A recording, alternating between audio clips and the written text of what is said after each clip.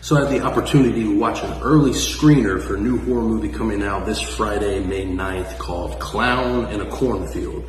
And the movie definitely lives up to its name. It does feature a clown in a cornfield. It also features lots of blood and people getting murdered like crazy. But yeah, this movie is pretty fun, you know. It's directed and written by Eli Craig, who made the fantastic and super underrated movie Tucker and Dale vs. Evil. This has a lot of similarities to that movie, just in the way that it does the horror, but also plays into a lot of comedy. The movie is actually very funny at times. And something that I really appreciate about the movie is it subverts your expectations very well. The first half of the movie feels kind of generic, feels like a typical slasher movie.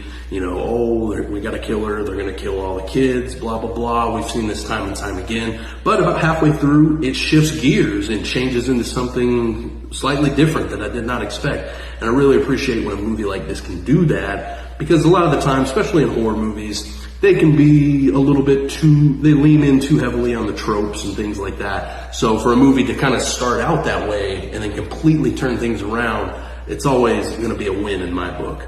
But yeah, as far as everything here, the cast, you know, they all work pretty well. The main girl, played by Katie Douglas, she's doing a good job in the lead role. I appreciate what she puts in as far as the work in this movie. You also have some fun character actors like Will Sasso, who I would typically not expect to see in a horror movie like this, and as well as Kevin Durant, who plays the mayor of the town in the movie. They're both doing some fun work. The rest of the younger cast, I'm not crazy about. The characters themselves are fine, but they're mostly kind of stereotypes for this type of movie. So nobody's really standing out outside of the main girl, but everyone's doing a pretty decent job overall in their performances. There's lots of blood here. A lot of it looks like it is practical effects. There's probably some CG added in here for like touch-ups and things like that. But I appreciate a movie like this always, you know, leaning more into the practical stuff, because that is definitely what makes the movie look better on screen, to me at least.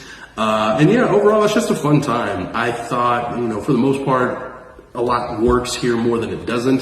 There's some slight issues here and there, like I said, more so in just some of the cast doesn't really stand out all that much. And there's a few points in the movie that's like, okay, where is this exactly going? But once things do get going, that's when it kicks into high gear. And I think the movie is a solid horror film. I think it works pretty well overall. And yeah, I definitely recommend checking it out once it hits theaters this Friday, May 9th.